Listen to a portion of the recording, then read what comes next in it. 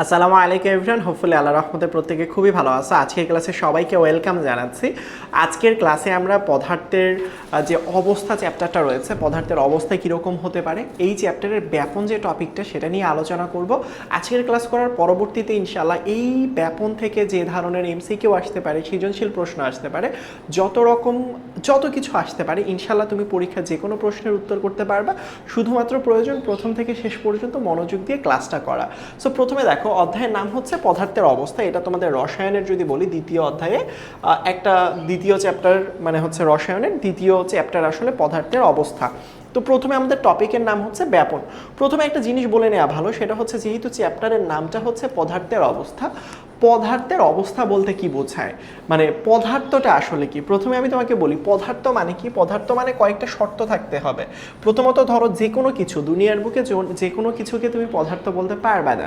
পদার্থ বলতে গেলে তার দুইটা জিনিস অবশ্যই থাকতে হবে, একটা হচ্ছে ভর থাকতে হবে আর একটা হচ্ছে আয়তন থাকতে হবে। সো পৃথিবীর বুকে যার ভর আছে এবং আয়তন আছে, এই দুইটা জিনিস আছে, তাকেই আসলে পদার্থ বলা যেতে পারে। যদি আমি বলি যে এই জিনিসটা, এই কলমটা, এটা কি একটা পদার্থ, উত্তর হচ্ছে হ্যাঁ। কেন? কারণ এর একটা নির্দিষ্ট ভর আছে, তুমি যদি একে মাপো এর একটা ভর পাবা, এবং এর কিন্তু একটা নির্দিষ্ট আয়তন নিয়ে আসলে আছে। তার মানে এটার ভরও আছে, এটার আয়তনও আছে। আমি কি একটা পদার্থ? সো আমার একটা ভর আছে, 50 কেজি, 60 কেজি, 70 কেজি, যাই হোক না কেন, একটা নির্দিষ্ট ভর আছে, এবং আমি একটা নির্দিষ্ট জায়গা জুড়ে অবস্থান করতেছি, তার মানে আমার একটা আয়তন আছে, তার মানে আমিও কিন্তু একটা পদার্থ। মাঝে মাঝে বলে না আব্বু আম্মু, আরে পড়াশোনা করিস না, তুই তো অপদার্থ হয়ে যাবি বড় হয়ে, এরকম বলে না, অপদার্থ কোথাকার। তখন তুমি তার মুখে বলবা যে দেখো, তুমি তো বিজ্ঞান পারো না, তুমি তো কেমিস্ট্রি পারো না। বলবে কেন? বলবা যে দেখেন, আমাকে যে আপনি অপদার্থ বলতেছেন, পদার্থ হওয়ার শর্তটা কি? ভর এবং আয়তন দুইটাই থাকতে হয়। আমার ভরও আছে, আমার আয়তনও আছে, সুতরাং আমি একটা পদার্থ। সুতরাং কথা বলার সময় অবশ্যই বিজ্ঞানের যুক্তি দিয়ে কথা বলবেন, রাইট? যাই হোক, এই যে দেখো, আমাদের যে অবস্থানগুলো কত রকমের হতে পারে, 3 রকমের হতে পারে। পদার্থের অবস্থা কত রকমের হতে পারে? 3 রকমের হতে পারে। মানে পদার্থ মানে কি, দেখো পরিবেশে যদি তুমি খেয়াল করো, পরিবেশের মধ্যে দেখবা কঠিন পদার্থ, যেমন এটা শক্তপোক্ত, পানি তরল পদার্থ। আবার দেখবা অনেক কিছু গ্যাস আকারে, বেলুনের ভিতরে গ্যাস থাকে, হ্যাঁ, তারপর স্প্রের ভিতরে গ্যাস থাকে। সো এই যে জিনিসগুলো, এদের ভিতরে গ্যাস আছে, অর্থাৎ গ্যাসীয় পদার্থ। আপাতত পদার্থকে তোমরা তোমাদের সিলেবাস অনুসারে 3টা ভাগে ভাগ করতে পারো। একটাকে বলতে পারি কঠিন পদার্থ, একটাকে তরল পদার্থ, এবং আরেকটাকে বলতে পারি গ্যাসীয় পদার্থ। তাহলে পদার্থ কত রকম? 3 প্রকার। একটা কঠিন পদার্থ, একটা তরল পদার্থ, এবং আরেকটা গ্যাসীয় পদার্থ। কঠিন পদার্থ, তরল পদার্থ এবং গ্যাসীয় পদার্থ। সো এই যে 3টা পদার্থ আমরা দেখতে পারলাম, যে কঠিন, তরল, গ্যাসীয়, এইগুলো না চারপাশে ছড়িয়ে পড়ে। যেমন ধরো, তোমার আব্বু বা আম্মু, কখনো কি দেখেছো তোমার আম্মু, সব ক্ষেত্র বিশেষে আম্মুরাই আসলে যখন তরকারি রান্না করে, ধরো তরকারি রান্না করার পর সেটার গন্ধ নাকে আসার সাথে সাথে তুমি বলে দিতে পারো আজকে কি গরুর মাংস রান্না হয়েছে, নাকি আজকে মাছ রান্না হয়েছে, নাকি আজকে সবজি রান্না হচ্ছে। তো এই যে দেখো, তুমি শ্রবণ শক্তি বা নাকে নিলা একটা গন্ধ, নেয়ার পরবর্তীতে অনুমান করে বলে দিতে পারতেছো। তাহলে ওই যে পদার্থটা উড়ে উড়ে উড়ে উড়ে নাকে আসলো, এটা একটা পদার্থ না গ্যাসীয় পদার্থ? এটা কি হলো? ছড়িয়ে গেল। তোমার আম্মুর যে তরকারির প্লেট বা খাবারের প্লেট বা রান্না করার যে পাতিলটা রয়েছে, বা যেটাতেই রান্না করুক না কেন, সেখান থেকে চারদিকে যে ছড়িয়ে গেল, এই ছড়িয়ে যাওয়াটাকে আসলে ব্যাপন বলা হয়। ব্যাপন খুব সহজ জিনিস, চারদিকে ছড়িয়ে যাওয়া, পদার্থ চারদিকে ছড়িয়ে যায়, এই ছড়িয়ে যাওয়াটাই হচ্ছে ব্যাপন। যেমন আমি তোমাকে বলি আরেকটা সুন্দরভাবে, ধরো তুমি একটা বালতির মধ্যে একটুখানি রং ঢেলে দিলা, প্রথমটা তো গেল গ্যাসীয় পদার্থ, তোমার আম্মুর তরকারি রান্নার যে গন্ধ সেটা গ্যাস আকারে নাকে চলে আসলো, সেটা গ্যাসীয় পদার্থ, ওইটাকে বলা হয় গ্যাসীয় পদার্থের ব্যাপন। আর যদি কখনো এরকমটা হয় যে ধরো তোমার আম্মু, আবারও রিপিট করতেছে, তোমার আম্মু ধরো তোমার একটা বালতির মধ্যে একটু রং ঢেলে দিল, রংটা কি হয়, পুরো বালতির পানির মধ্যে ছড়িয়ে যায় না? তো রংটা তরল পদার্থ, পানিটাও তরল পদার্থ, তাহলে তরল পদার্থও কিন্তু চারদিকে আস্তে আস্তে ছড়িয়ে যেতে পারে ভাইয়া। তাহলে তরল পদার্থেরও ব্যাপন হয়, ব্যাপন মানে ছড়িয়ে যাওয়া। এই যে একটা পদার্থ, গ্যাসীয় পদার্থ চারদিকে ছড়িয়ে যায়, তরল পদার্থ সেটাও তার যদি এরকম হয় যে তার মধ্যে ভিতরে এই বৈশিষ্ট্যটা আছে, সেও চারদিকে ছড়িয়ে যায়। আবার কঠিন পদার্থ কিন্তু চারদিকে ছড়িয়ে যেতে পারে। বলতে পারো যে ভাইয়া কঠিন পদার্থ চারদিকে কেমনে ছড়ায়? কঠিন পদার্থ একটা জড় বস্তু, ধরো একটা টেবিল, একটা চেয়ার, এটা আবার চারদিকে কিভাবে ছড়ায়? আমি তোমাকে বলি ভাইয়া, ধরো একটা কঠিন হচ্ছে গিয়ে চারকোনা টাইপের একটা কঠিন হচ্ছে, তুমি চিন্তা করো লাল চকলেট, তুমি একটা বাইরে থেকে একটা লাল চকলেট কিনেছো। সো লাল চকলেটটা কিন্তু লাল রং দিয়ে তৈরি। সো ওই লাল চকলেটের পুরো ভিতরটাই আসলে লাল রং আছে। মানে ওই লাল শক্ত টাইপের যে বস্তু, ওইটাকে কি বলবো? কঠিন পদার্থ বলবো। ওইটাকে যদি তুমি কোথাও ফালাই দাও, ধরো জলে ফালাই দিলা, কঠিন বস্তুটা আস্তে আস্তে গলতে শুরু করবে না? তো এই যে কঠিন বস্তুটা আস্তে আস্তে গলা শুরু করে দিল, তাহলে কঠিন পদার্থটা ছড়িয়ে পড়া শুরু করলো, এটাকেই বলবো আমরা কঠিন পদার্থের ব্যাপন। তার মানে ব্যাপন পদার্থে, মানে ব্যাপন জিনিসটা হোপফুলি বুঝতে পারছো। পদার্থ 3 প্রকার, কঠিন, তরল, গ্যাসীয়। এর মধ্যে আবার কোনটা কিভাবে ছড়ায় এটা হোপফুলি তুমি বুঝতে পেরেছ। এখন আসো আমরা ব্যাপন অর্থ কি পড়লাম তাহলে। ব্যাপন শব্দের অর্থ হচ্ছে চারদিকে ছড়িয়ে পড়া। আমি তো কথা বলতে বলতে অনেক কিছু বলতে ভুলে গিয়েছি। সেটা হচ্ছে তোমরা যারা যারা আসো আমাদের এই কোর্সে, আমাদের পেইড কোর্সে, তাদের জন্য কিন্তু আমাদের 10 নামে একটা হচ্ছে আলাদা ফিচার রয়েছে, যেখানে তুমি 24 ঘন্টা যা খুশি তা প্রশ্ন যদি এখানে দাও, সে আসলে উত্তর করে তোমাকে দিয়ে দিবে, কেমন? সো এটা শুধুমাত্র পেইড ব্যাচে যারা আসো তাদের জন্য। সো এখানের মধ্যে দেখবা 10 মিনিট স্কুল কোর্সে আলাদা আরেকটা ফিচার আছে 10 নামে, এখানে গেলেই পেয়ে যাবে। তারপরে এটা 24 ঘন্টায় পাবা ইনশাল্লাহ। ডেইলি এক্সাম দিবা অ্যাপ থেকে, যারা পেইড ব্যাচের স্টুডেন্ট ডেইলি এক্সামও দিবা, কেমন? রেকর্ডিংও পেয়ে যাবে। সো এই যে চ্যাপ্টারটা পদার্থের অবস্থা, যে চ্যাপ্টারটা, এটাতে অনেকগুলো টপিক রয়েছে। এই টপিকগুলো কি কি? প্রথমত যদি আমি তোমাকে বলি, পদার্থ ও পদার্থের অবস্থা, কণার গতিতত্ত্ব, ব্যাপন, নিঃসরণ, মোমবাতির জ্বলন, গলন এবং পাতন এবং ঊর্ধ্বপাতন, এই টপিকগুলো নিয়ে আসলে একটা চ্যাপ্টার গঠিত।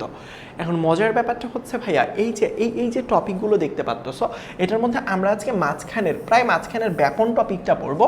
এখান থেকে প্রশ্ন কতটা গুরুত্বপূর্ণ দেখো, বহু নির্বাচনী প্রশ্ন এখানে 5 স্টার দেয়া, সৃজনশীল প্রশ্ন 5 স্টার দেয়া। তার মানে এখানে একটাই টপিক যেখানে আসলে, যেটা MCQ দুইটার জন্য অনেক বেশি ইম্পর্টেন্ট, সেটা হচ্ছে ব্যাপন। এই অধ্যায়ের সব থেকে ইম্পর্টেন্ট টপিক হচ্ছে ব্যাপন, এটা একটু মনে রাখতে হবে। এখন আসো ব্যাপনের কথা যদি আমরা সবাই বলি যে ভাইয়া ব্যাপন শব্দের বাংলা অর্থটা কি, সবসময় মনে রাখবা ভাইয়া, ব্যাপন শব্দের অর্থ হচ্ছে ছড়িয়ে পড়া। ব্যাপন শব্দের অর্থটা কি বললাম বলো তো ভাইয়া? ব্যাপন শব্দের অর্থ হচ্ছে ছড়িয়ে পড়া। ব্যাপন শব্দের অর্থ কি? ব্যাপন শব্দের অর্থ হচ্ছে ছড়িয়ে পড়া। ব্যাপন শব্দের অর্থটা কি বললাম বলো তো ভাইয়া? ব্যাপন শব্দের অর্থ হচ্ছে চারদিকে কিভাবে পড়া, ছড়িয়ে পড়া। সো চারদিকে ছড়িয়ে পড়াকে কি বলবো আমরা? চারদিকে ছড়িয়ে পড়াকে আসলে ব্যাপন বলা হয়। কোনো কিছু চারদিকে ছড়িয়ে পড়া। এখন হতে পারে কি চারদিকে, মানুষ যদি চারদিকে ছড়িয়ে পড়ে সেটা কি ব্যাপন হবে? না, আসলে সেটা আসলে ব্যাপন হিসেবে হবে না, কারণ এটাকে আমরা ব্যাপন হিসেবে চিন্তা করিও না।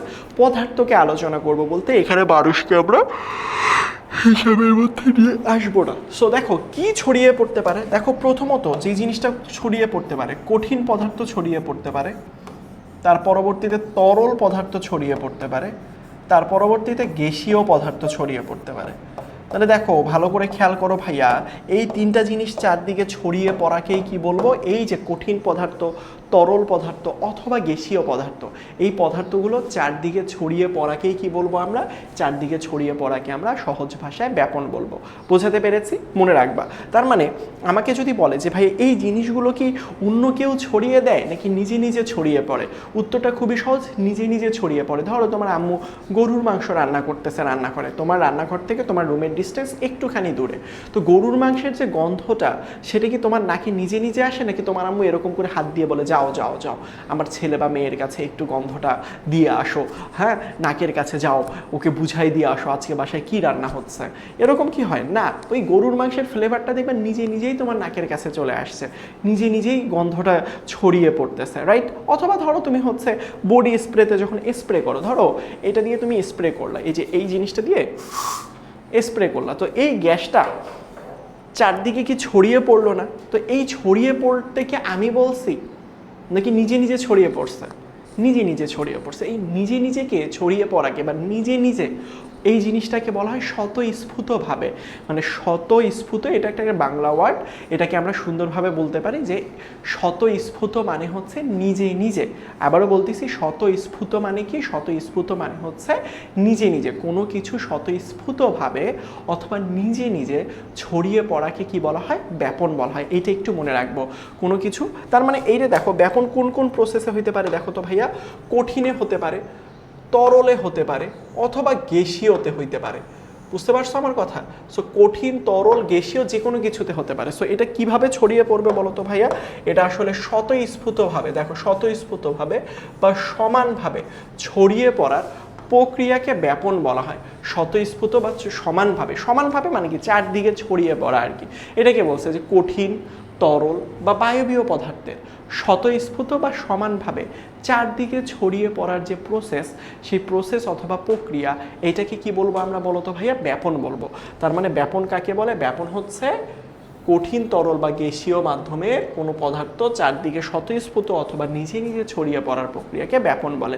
এটা কোথায় আসতে পারে ভাইয়া? এটা অনেক বেশি আসলে সংজ্ঞাতে আসে। স্বতঃস্ফূর্ত মানে কি বলেছিলাম? স্বতঃস্ফূর্ত মানে হচ্ছে নিজে নিজে। কি বলেছি? স্বতঃস্ফূর্ত মানে নিজে নিজে। তাহলে এটা সব থেকে বেশি ইম্পর্টেন্ট কোথায় ভাইয়া? সব থেকে বেশি ইম্পর্টেন্ট হচ্ছে সিকিউতে। বুঝাইতে পারছি? সব থেকে বেশি ইম্পর্টেন্ট হচ্ছে সিকিউতে। যেমন দেখো, ময়মনসিংহ বোর্ড 2023 সালে একটা প্রশ্ন এসেছিল, জাস্ট সংজ্ঞাটাই তুলে দিছে ময়মনসিংহ বোর্ডে।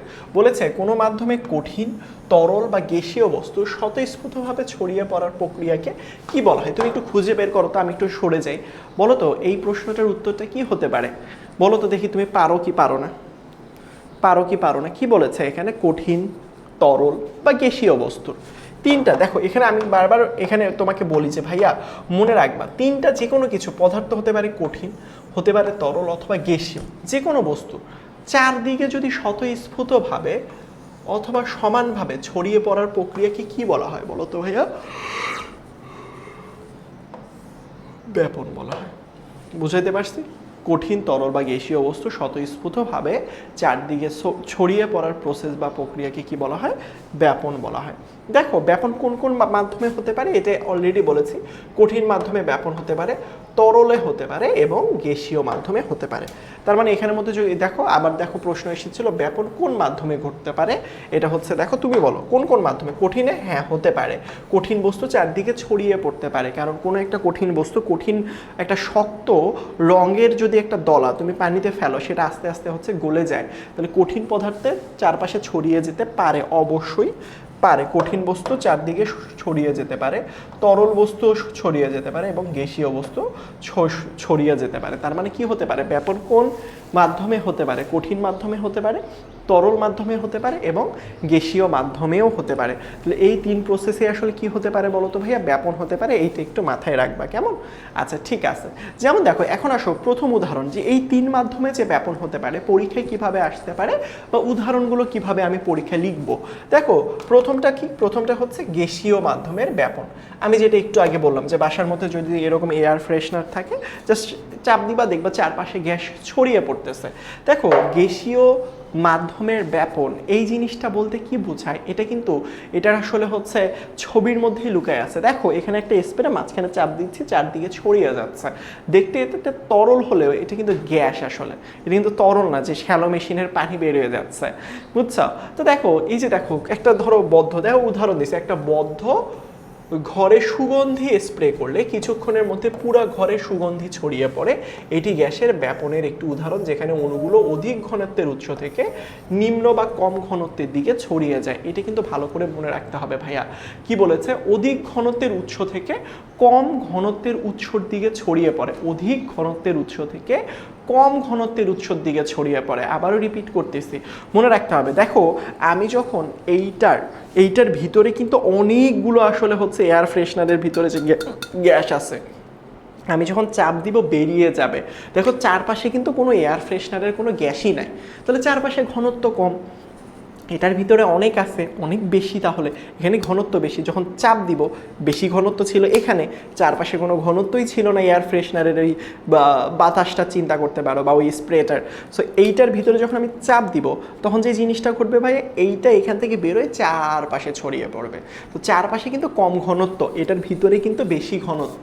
তো এইটাই বলছে যে ভাইয়া গ্যাসীয় পদার্থ প্রথমে কি হবে বলো তো? এই যে দেখো স্প্রে করলে কিছুক্ষণের মধ্যে পুরো ঘরে সুগন্ধি ছড়িয়ে পড়ে, এটি গ্যাসের ব্যাপনের উদাহরণ, যেখানে অণুগুলো অধিক ঘনত্বের উৎস থেকে কম ঘনত্বের দিকে ছড়িয়ে পড়ে। খুবই ইম্পর্টেন্ট কথা। বেশি ঘনত্ব যেখানে থাকে সেখান থেকে, যেমন তোমার আম্মু যেখানে রান্না করে সেখান থেকে যে তরকারির যে এত সুন্দর সুগন্ধ আসে, তোমার রুমে কি আগে কোনো সুগন্ধ ছিল? না। রান্না করার পর আসছে? হ্যাঁ আসছে, কারণ তোমার ঘরে ছিল না আগে। ছিল কোথায়? তোমার আম্মুর রান্নাঘরে একটু একটু ছিল। যখন আম্মুর রান্নাঘরে অনেক বেশি সুগন্ধ ছড়িয়ে গেল বা তৈরি হইলো, তখন ওইটা চারদিকে আরও বেশি করে ছড়িয়ে যাওয়া শুরু করলো। বোঝাতে পেরেছি? সো এই জিনিসগুলো ইজি আসলে, সো এইগুলো একটু মনে রাখবা ভাইয়া। সো তার পরবর্তীতে যদি আমি বলি তরল মাধ্যমে ব্যাপন। কি মাধ্যমে? তরল মাধ্যমে ব্যাপন। সো তরল মাধ্যমে ব্যাপন মানে কি? তরল মাধ্যমে ব্যাপন মানে হচ্ছে, ভাইয়া দেখো ভালো করে খেয়াল করো, সেটা হচ্ছে চিন্তা করো তিনটা বোতল, বা তিনটা বোতল কিন্তু আলাদা আলাদা বোতল না। এইটা প্রথম অবস্থা, এই বোতলেরই এটা দ্বিতীয় অবস্থা, এই বোতলের এটা তৃতীয় অবস্থা। প্রথমে দেখো এখানে কি পানি আছে না? পানির মধ্যে আমি কি করছি? এক ফোঁটা রং ফেলেছি। দেখো এখানের মধ্যে কি করেছি? রং ফেলেছি না বলো তো ভাইয়া? পানির মধ্যে কি ফেলেছি? রং ফেলেছি। রং ফেলার পরবর্তীতে এটা চারপাশে দেখো আস্তে আস্তে, রংটা কিন্তু তরল পদার্থ ছিল। কি ছিল রংটা? রংটা তরল পদার্থ ছিল। তো প্রথমে কি করছি বলো তো? রং ফেলছি পানির মধ্যে। রংটার ফেলার পরবর্তীতে রংটা দেখো চারদিকে ছড়িয়ে যাচ্ছে, আস্তে আস্তে পুরাটাতেই ছড়িয়ে গেল। তাহলে এই যে দেখো রংটা আস্তে আস্তে চারদিকে ছড়িয়ে গেল, এইটা কি চারপাশে ছড়িয়ে পড়লো না? এবং ছড়িয়ে পড়াটাকেই আসলে কি বলা হয়? ব্যাপন বলা হয়। চারদিকে ছড়িয়ে যাওয়াটাকেই কি বলা হয়? ব্যাপন বলা হয়। এটি কিন্তু মনে রাখতে হবে, কেমন? সো এই যে এটাই বলছে, দেখো এক গ্লাস পানিতে অল্প পরিমাণ কালির ফোঁটা ফেললে কালি ধীরে ধীরে পুরো পানিতে ছড়িয়ে পড়ে। এটা আসলে এটা অনেকেই করছো আসলে। পানির মধ্যে রং দিছো, পানির মধ্যে কিছু একটা দিছো। আচ্ছা পানির মধ্যে যদি ঝোল দাও, তোমার মা যে তরকারিটা রান্না করছে ওইটাও তো পানির মধ্যে আস্তে আস্তে ছড়ায় পড়বে, ওইটাও ব্যাপন। সহজভাবে চিন্তা করে, এত কমপ্লেক্সিটির কিছু নাই আসলে। কঠিন মাধ্যমের ব্যাপন। কোন মাধ্যম? কঠিন মাধ্যমের ব্যাপন। কঠিন মাধ্যমের ব্যাপন কোনটা? দেখো এখানের মধ্যে একটা টুকরা আছে, দেখো ভালো করে খেয়াল করো, এটা জাস্ট ছোট্ট টুকরা। এই টুকরাটা কি হয়েছে বলো তো ভাইয়া? এই যে দেখো এখানের মধ্যে ছোট্ট একটা টুকরা, এটা কিন্তু একটা কঠিন পদার্থ ছিল। এই ছোট্ট টুকরাটা কি পদার্থ ছিল? কঠিন পদার্থ ছিল। কি পদার্থ ছিল?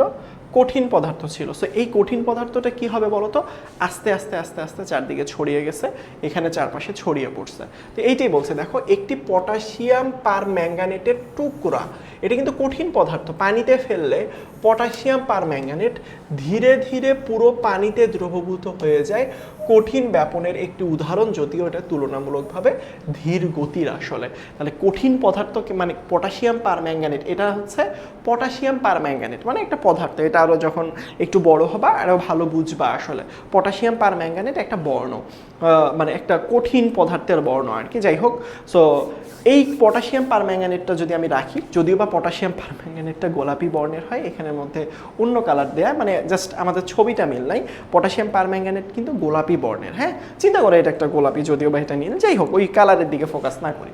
তো ধরো এই পদার্থটা এখানে শক্ত অবস্থায় ছিল, ধীরে ধীরে এটা কি হয়েছে? শক্ত পদার্থটা গলে গিয়েছে। যেমন তুমি চিন্তা করতে পারো একটা ওষুধের টুকরা, ওষুধটা যদি তুমি পানির মধ্যে ফালাই কিছুক্ষণ রাখো, ওষুধটা কি পানির সাথে গলে যাবে না? গলে যাবে না বলো তো? ওষুধটা যদি লাল হয়, গলে গিয়ে পানিটাও লাল বানিয়ে ফেলবে, তখন ভালো বুঝবা। তো এইটাই হচ্ছে কঠিন পদার্থ, কারণ তুমি যে ওষুধটা দিয়েছো সেখানে, সেটা কিন্তু কঠিন অবস্থায় ছিল। সো সেটা পানিতে গিয়ে চারপাশে গলে গেল। বোঝাতে পেরেছি নিশ্চয়ই? তারপরে দেখো দুটি গ্যাসের ব্যাপন। এইটা আসলে খুবই ইম্পর্টেন্ট একটা টপিক তোমাদের সৃজনশীল প্রশ্নে আসার জন্য। কি বলেছে? বলেছে ভাইয়া দুইটা গ্যাসের ব্যাপন। এটা কিভাবে চিন্তা করতে পারি? ধরো দুইটা গ্যাস আমি দুইটা পাত্রের মধ্যে রেখে দিলাম। ধরো এইটা একটা পাত্র, এইটা আরেকটা পাত্র। চিন্তা করো দুইটা আলাদা পাত্র। এখন আমি কি করলাম, কি এই দুইটা পাত্রকে একটু দূরে রাখলাম, এখান থেকে আমি একটা গ্যাস ছেড়ে দিলাম। চিন্তা করো জিনিসটা মজার। এবার একটা প্রতিযোগিতা একটা ভাইব চলে আসবে। ধরো এই গ্যাসেরও মুখ খুলে দিলাম, ধরো এই পাত্রটার মুখ খুলে দিলাম। চিন্তা করো এখানের মধ্যে একটা গ্যাস ছিল যার নাম ছিল এ গ্যাস, এখানের মধ্যে একটা গ্যাস ছিল যে গ্যাসটার নাম হচ্ছে বি গ্যাস। এখন দুইটার মুখ যখন আমি খুলে দিয়েছি, তখন দুইজন কি হবে? চারদিকে ছড়িয়ে পড়া শুরু করবে না? গ্যাস কি হবে? গ্যাসীয় মাধ্যমে এই পাশে চারপাশে ছড়িয়ে পড়া শুরু করবে, রাইট? এখানে কি হবে? বি গ্যাসও কি হবে? চারদিকে ছড়িয়ে পড়া শুরু করবে। সো এই যে দেখো এ গ্যাস এবং বি গ্যাস চারদিকে যে ছড়িয়ে পড়বে, কে তাড়াতাড়ি ছড়িয়ে পড়তে পারবে? মানে ধরো প্রতিযোগিতা একটা, তোমার আর তোমার বন্ধুর মধ্যে দৌড় প্রতিযোগিতা হবে, কে বেশি দৌড়াইতে পারবে। যার বেশি দৌড়ানোর অভ্যাস আছে, ধরো তোমার বন্ধুটা অনেক মোটু, 200 কেজি ভর, সে তো এভাবে নড়তে পারবে না, মানে তাতে তুমি দৌড় পার করে ফেলবা। তাহলে মোটা বেশি হলে, মোটা সোটা হলে মানুষ কি দৌড়াইতে পারে বেশি? উত্তর হচ্ছে না। তো সেম একইভাবে এই যে দেখো ব্যাপন, দুইটা গ্যাসের ব্যাপন মানে দুইটা গ্যাসকে আমি তুলনা করব, কে বেশি দৌড়াইতে পারে, কে কম দৌড়াইতে পারে। বুঝাইতে পারছি কনসেপ্টটা? কে বেশি দৌড়াইতে পারে, কে কম দৌড়াইতে পারে। সো এইটাই আসলে দুইটা গ্যাসের ব্যাপনের মধ্যে তুলনা। এটা পরীক্ষার মধ্যে সৃজনশীল প্রশ্নে আসতে পারে।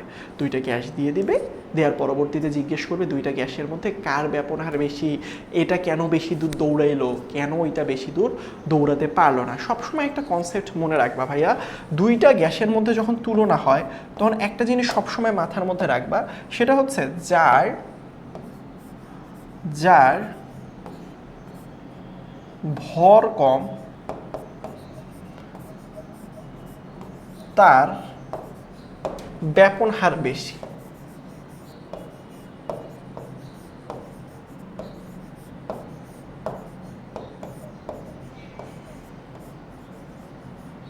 যার ভর কম তার কি হবে বলো তো ভাইয়া?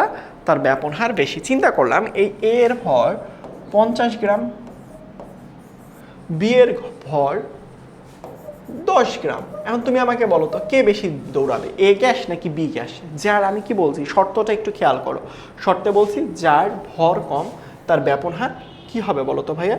যার ভর কম তার ব্যাপন হার বেশি, যার ভর কম তার কি হবে বলো তো? ব্যাপন হার বেশি হবে। বুঝাইতে পারছি? এখন দেখো ভালো করে খেয়াল করো এখানে, সেটা হচ্ছে এখানে কি ছিল, এ গ্যাস আর এখানে কি ছিল, বি গ্যাস। দুইটার মধ্যে কার ভর কম?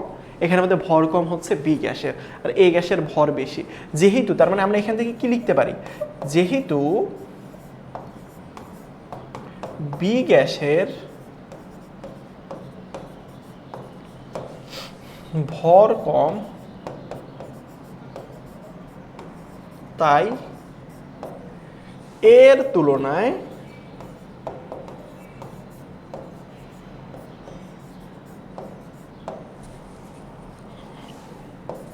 বি এর ব্যাপন হার বেশি। আচ্ছা, এখানে হার কেন লেখা হয়? শুধু ব্যাপন লিখলে তো হইতো। মানে কথা হচ্ছে ব্যাপন না লিখে আমি ব্যাপন হার কেন লিখতেছি? আমি তো বলতে পারতাম ব্যাপন বেশি, ব্যাপন মানেই তো ছড়িয়ে পড়া। হার মানে প্রতি সেকেন্ডে, প্রতি সেকেন্ডে কে কত বেশি, মানে এখানে আমি সময় নিয়ে আসতেছি, প্রতি সেকেন্ডে কে কত বেশি দৌড়াইতে পারতেছে, প্রতি সেকেন্ডে কি বলছি, সময় দিয়ে তুলনা করবো। ধরো একটা বিশাল বড় একটা দৌড়ের প্রতিযোগিতা, এখন আমি যদি বলি তুমি ফার্স্ট হইছ, তো এইটা থেকে ভালো না 100 মিটার প্রতিযোগিতায় তুমি ফার্স্ট হইছ মাত্র 5 সেকেন্ডে দৌড়াই। তার মানে এই যে সেকেন্ডটা যখন উল্লেখ করলাম, জিনিসটা আরও সুন্দর স্পেসিফিক শোনালো।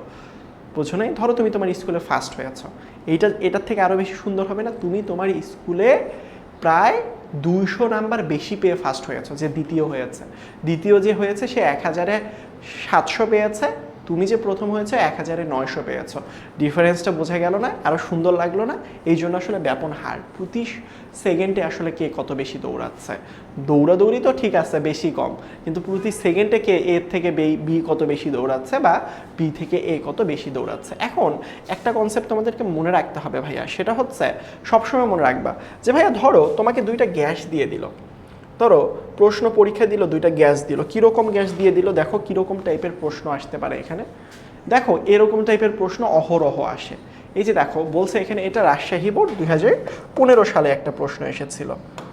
কত সালে এসেছিল? রাজশাহী বোর্ড 2015 সালে একটা প্রশ্ন এসেছিল।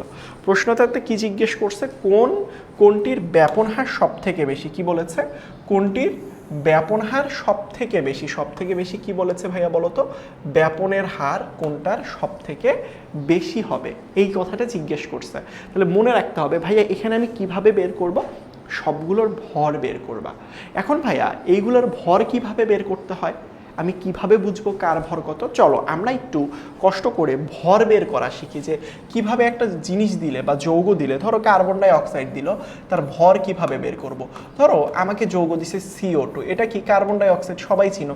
তো আমি যদি এর ভর বের করতে চাই, কি বের করতে চাই? এর ভর বের করতে চাই, কিভাবে করব বলো তো? আচ্ছা তুমি আমাকে বলো তো এখানের মধ্যে কি কি আছে? এখানের মধ্যে আমার কি আছে, একটা কার্বন আর দুইটা অক্সিজেন না? দেখো তো ভাইয়া, এখানে আছে একটা কার্বন আর দুইটা অক্সিজেন, তাহলে এর ভর মানে কি হবে? এখানে একটা কার্বনের ভর আর তার সাথে দুইটা অক্সিজেনের ভর যদি যোগ করা হয় তাহলে এর ভরটা পাওয়া যাবে, কারণ এখানে একটা কার্বন আর দুইটা অক্সিজেন আছে। তাহলে এখানের মধ্যে আমি যদি বলি কার্বনের ভর, এখানে কি হবে, একটা কার্বনের ভর, এটার সাথে কি করব, দুইটা অক্সিজেনের ভর। তাহলে এখানে একটা কার্বনের ভর কত বলো তো ভাইয়া, 12, যোগ দুইটা অক্সিজেনের ভর কত, একটা অক্সিজেনের ভর হয় হচ্ছে 16। তাহলে দুইটা অক্সিজেনের ভর, একটার ভর যদি 16 হয় তাহলে দুইটার ভর কি 2 দিয়ে জাস্ট গুণ করলে হচ্ছে না? দেখো একটা কার্বনের ভর তো 12, বাট দুইটা অক্সিজেনের ভর কত, একটা অক্সিজেনের ভর 16, দুইটার ভর 16 দুগুণ 32, 2 দিয়ে জাস্ট গুণ করলাম। 5টা অক্সিজেন থাকলে 5 দিয়ে 16কে গুণ করতাম, সহজ হিসেব। তাহলে এখানে কি হবে বলো তো, এখানে হবে 12 যোগ 32, তাহলে এখানে কত হবে বলো তো ভাইয়া, এখানে হবে 44 গ্রাম। বুঝতে পেরেছো না? এভাবে আসলে হিসেব নিকেশ করতে হয়, এভাবে হিসাব নিকাশ করতে হয়, বুঝতে পারছো? এভাবে ভর বের করতে হয়। এখন তোমার একটা প্রশ্ন হতে পারে যে ভাইয়া কার্বনের ভর যে 12 এইটা কই থেকে জানবো, তার পরবর্তীতে অক্সিজেনের একটার ভর যে 16 এটা আপনি কই থেকে জানলেন? এটা পর্যায় সারণী থেকে তোমাকে মুখস্থ করতে হবে। ওই যে পর্যায় সারণীতে 4 নাম্বার চ্যাপ্টারটা খুলবা, সেখানে দেখবা hydrogen, helium, lithium, beryllium, boron, carbon, nitrogen, oxygen, fluorine, neon, sodium, magnesium, aluminium, silicon, phosphorus, sulphur, chlorine, তারপরে আর্গন, পটাশিয়াম, ক্যালসিয়াম, স্ক্যান্ডিয়াম, এমনি চলতেই থাকবে। 30টা অন্তত পারমাণবিক সংখ্যা মুখস্থ করো, 30টা মৌলের পারমাণবিক ভর মুখস্থ করো। ভরগুলো মুখস্থ করতেই হবে, ভর মুখস্থ না করলে কে বেশি ব্যাপন হবে, কার বেশি ব্যাপন হবে এটা বের করতে পারবে না তো, কারণ কে বেশি ছড়ায় এটার জন্য ভর লাগবে, এবং কে বেশি ছড়ায় এটা কিন্তু পরীক্ষা অনেক বেশি আসে। বোঝাতে পেরেছি? বোঝাতে পেরেছি। তবে কিছু কিছু মৌলের আমি ভর একটু বলে দেই, এগুলো একটু বেশি বেশি আসে। আপাতত যদি কয়েকটা মৌলেরও ভর মুখস্থ রাখো তাহলে হোপফুলি কিছুটা আগাবে। সেটা হচ্ছে হাইড্রোজেনের ভর মুখস্থ রাখবা, হাইড্রোজেনেরটা হচ্ছে 1 গ্রাম, হিলিয়াম দরকার, লিথিয়াম দরকার নাই, কার্বন,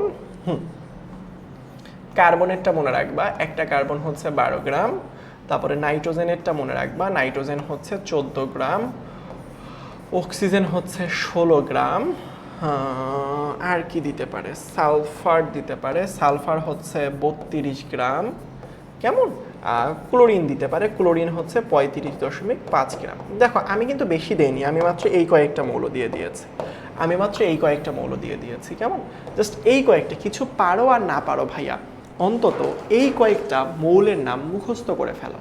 মানে ভরগুলো, মানে এইগুলো না পরীক্ষার জন্য একটু বেশি গুরুত্বপূর্ণ। বোঝাতে পারছি আমি, এইগুলো একটু বেশি গুরুত্ব। যেমন দেখো কার্বন ডাই অক্সাইডের যখন ভরটা বের করছো, এখানে দেখো কার্বনের ভর যে 12, মুখস্থ থাকলে একটা কার্বনের ভর 12 হয়ে গেল। ওই যে অক্সিজেন দুইটার ভর যে হচ্ছে 16, একটার ভর যে 16, দেখো অক্সিজেনের ভর হচ্ছে 16। বোঝাতে পারছি? যেমন আমি যদি অন্য কিছু দিই, ধরো এইটার মতো করে আমি তোমাকে অন্য কিছুর ভর পরীক্ষার মধ্যে বের করতে হইতে পারে, হ্যাঁ অবশ্যই বের করতে হইতে পারে। ধরো তোমার আরেকজনের ভর বের করতে হবে, ধরো তুমি আরেকজনের ভর বের করবা, কার ভর বের করবো ভাইয়া, ধরো তুমি হচ্ছে সালফার ডাই অক্সাইডের ভর বের করবা। তুমি দেখো এখানে একটা সালফার, তাহলে একটা সালফারের ভর কত বলো তো, 32। দেখো এখানে লিখে দিলাম 32, যোগ এখানে অক্সিজেন আছে 2টা, কিন্তু তুমি বেসিকটা আগে লিখবা। বেসিক একটা অক্সিজেনের মান কত, 16, তাই তুমি এখানে 16 লিখবা। অক্সিজেন আছে কয়টা, 2টা, তাই তুমি এই সংখ্যাকে 2 দিয়ে গুণ করো। তাহলে 32 আর 32 কত হবে, 64 গ্রাম। বুঝাইতে পারছি? সেমভাবে দেখো এরকম করে কিন্তু ভরগুলো তুমি খুব ইজিলি বের করে ফেলতে পারবা। এটা গেল 32 গ্রাম। তার পরবর্তীতে ধরো আমি তোমাকে আরো অনেক N2, এটার ভর কত ভাইয়া, এখানে কয়টা নাইট্রোজেন, 2টা। আগে এরকম একাধিক থাকলে একটারই লেখো, একটা নাইট্রোজেনের ভর দেখো লিখে দিয়েছি 14, লিখো 14, আছে 2টা, গুণন 2, তাহলে কত হবে, 14 দুগুণ কত গ্রাম, 28 গ্রাম। বুঝাইতে পারছি? তার পরবর্তীতে দেখো সালফার, তারপরে ধরো হচ্ছে গিয়ে তোমার ধরো হাইড্রোক্লোরিক অ্যাসিড, HCl দিয়ে দিছে। তো দেখো একটা হাইড্রোজেনের ভর কত, উপরে দেখো 1 গ্রাম, তাহলে একটা ক্লোরিনের ভর কত, নিচে দেখো 35.5, মুখস্থ করে ফেলবা 35.5, তাহলে টোটাল কত হয়, 36.5 গ্রাম। এই তো হয়ে গেল। বুঝাইতে পেরেছি আমি? সো এইভাবে না ভরগুলো তোমাদেরকে মুখস্থ রাখতে হবে। কি করতে হবে, ভরগুলো তোমাদেরকে মুখস্থ রাখতে হবে। যদি তুমি মুখস্থ না রাখো তাহলে পরবর্তীতে কিন্তু বিপদে পড়বা। বুঝাইতে পারছি? যদি ভরগুলো মুখস্থ না রাখো তাহলে পরবর্তীতে বিপদ হতে পারে। কেমন বিপদ এটা তুমি বুঝবা পরবর্তীতে। দেখো ভালো করে খেয়াল করো, এইগুলো একটুখানি মনে রাখবা।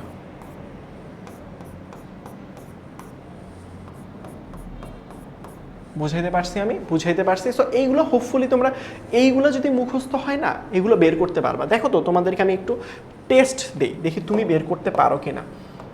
H2SO4 H2SO4 এইটার ভর এখন বের করবা। তার পরবর্তীতে এর আগে যেভাবে করছি সোডিয়াম, আমি একটু কঠিন দিলাম যাতে তুমি সবগুলোই পারো। সোডিয়াম কার্বনেট, এটার ভর বের। এখন বলতে পারো ভাইয়া সোডিয়ামের ভর তো জানি না। সোডিয়ামের ভর আমি তোমাকে বলি, সোডিয়ামের ভর হচ্ছে 23 গ্রাম। বাকিগুলোর কিন্তু আগের পেজে লিখে দিয়েছি। বাকিগুলো কি করছি, এই বাকিগুলো আগের পেজের মধ্যে লিখে দিয়েছি। দেখো এখানের মধ্যে দেখো সব লেখা আছে না? দেখো এই জায়গায় জাস্ট এই যে দেখো সবগুলো লিখে দিয়েছি।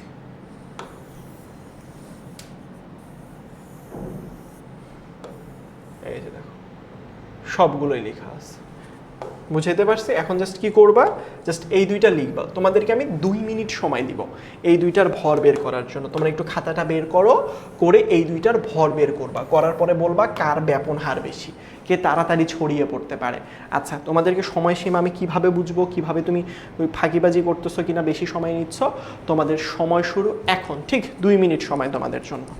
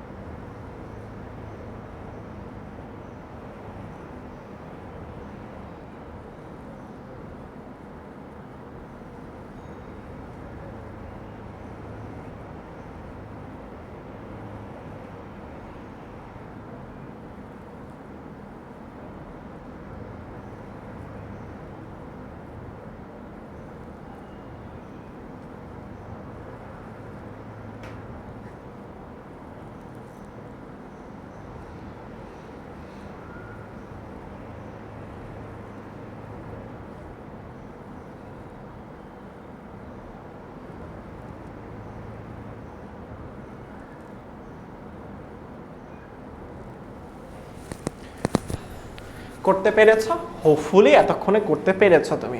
2 মিনিট সময় হয়ে গেল। আচ্ছা আসো আমরা সলভ করি। দেখো এখানে 2টা হাইড্রোজেন, একটা হাইড্রোজেনের ভর দেখো 1 গ্রাম, দেখো সবার উপরে 1 গ্রাম।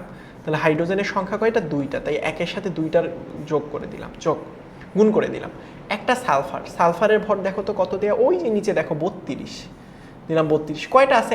1 দিয়ে গুণ করা না করা একই কথা। অক্সিজেনের ভর কত বলো তো ভাইয়া? একটা অক্সিজেনের ভর হচ্ছে 16, এই যে দেখো 16 দিলাম। তাহলে অক্সিজেন আছে কয়টা বলো তো? 4টা। তাই আমি কি করব, 4 দিয়ে গুণ করব। তাহলে এখন দেখো ভালো করে খেয়াল করো ভাইয়া, এখানে কত হবে? 2 যোগ 32 যোগ 64। তাহলে এখন এখানের মধ্যে কত হবে বলো তো ভাইয়া? 64, 96, 98 গ্রাম। এই তো হয়ে গেল এটার উত্তর। সহজ। হোপফুলি তোমাদের 98 আসছে, না আসলে বুঝিয়ে নাও কিভাবে করলাম। দেখো এখানে 2টা সোডিয়াম আছে, 2টা থাক 5টা থাক, প্রথমে একটারটা লিখবা।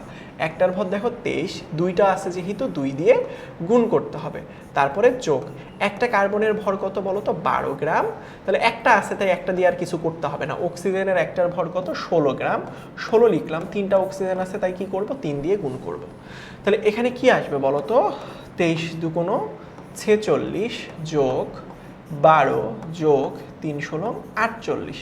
তাহলে এখানে দেখবে 106 106। এখন তোমাকে দেখো দুইটার মধ্যে তুলনা যদি বলে কোনটার ব্যাপন হার বেশি, বলো দেখি। ব্যাপন হার বেশি কার হয়? যার ভর কম। যার ভর কম তার ব্যাপন হার বেশি হয়। তাহলে আমি যদি এখানের মধ্যে বলি ব্যাপন হার, কি বলেছি? ব্যাপন হার কার বেশি বলো তো ভাইয়া? ব্যাপন হার কার বেশি? সালফিউরিক অ্যাসিড নাকি সোডিয়াম কার্বনেট? বলো ব্যাপন হার কার বেশি? H2SO4 নাকি সোডিয়াম কার্বনেট? আমি বলছি যার ভর তুলনামূলকভাবে কম থাকে সে তাড়াতাড়ি ছড়িয়ে পড়তে পারে। তাহলে এখানে কে তাড়াতাড়ি ছড়িয়ে পড়বে? Sulphuric acid. বুঝতে পারছি? সো এইটা একটু মনে রাখবা ভাইয়া, যে ভর জাস্ট তুমি দেখো ওই কয়েকটা, অন্তত এখন সবগুলোর মনে না থাকলে ওই কয়েক মনে রাখলে কিন্তু ইজিলি সলভ করতে পারবা ইনশাআল্লাহ। কেমন? যেমন দেখো আমি যদি তোমাকে এমসিকিউ একটা সলভ করাচ্ছিলাম, বলছে কোনটার ভর বেশি। সো এইগুলো যখন তুমি তুলনা করবা কিভাবে হিসেব করব? দুইটা নাইট্রোজেনের ভর, একটা নাইট্রোজেনের ভর 14, তাহলে দুইটা নাইট্রোজেনের ভর 14 দু কোনো 28। এখন একেবারে হিসাব করি, একটা অক্সিজেনের ভর 16, তাহলে কত হবে? এটা হবে হচ্ছে 44। সেম এখানের মধ্যে দুইটা নাইট্রোজেনের ভর 28, একটা অক্সিজেনের ভর 16, তাহলে কত হবে বলো তো? এটার ভর হবে 44। তাহলে দুইটা কার্বনের ভর কত? একটার 12, দুইটার কত? 24, আর এখানে 6টা হাইড্রোজেনের কত হবে? 6, তাহলে টোটাল হচ্ছে 30। এখানের মধ্যে কি হবে?